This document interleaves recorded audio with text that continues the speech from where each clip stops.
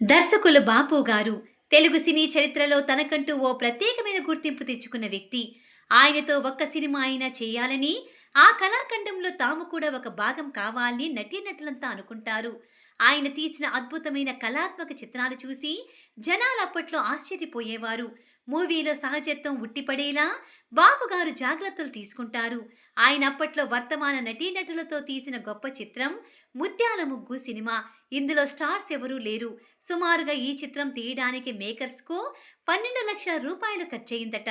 ఇక ఈ సినిమా అప్పట్లోనే 2 కోట్లకు పైగా వసూళ్లతో రికార్డు క్రియేట్ చేసింది. ఈ సినిమాలో శ్రీధర్ గారు హీరోగా నటించగా, సంగీత గారు హీరోయిన్‌గా నటించారు.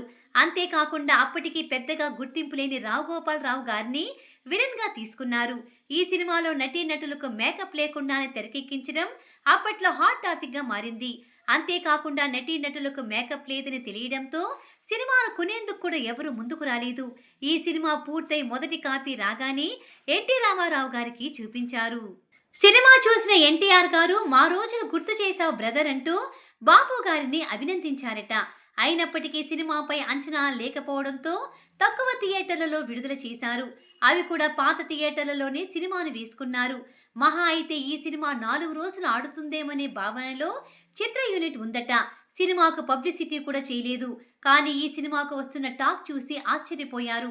ఫస్ట్ వీక్ నుండి కలెక్షన్ల జోరు పెరిగింది. ప్రేక్షకులకు తెగ నచ్చడంతో కోట్లలో వసూలు చేసింది ఈ సినిమా.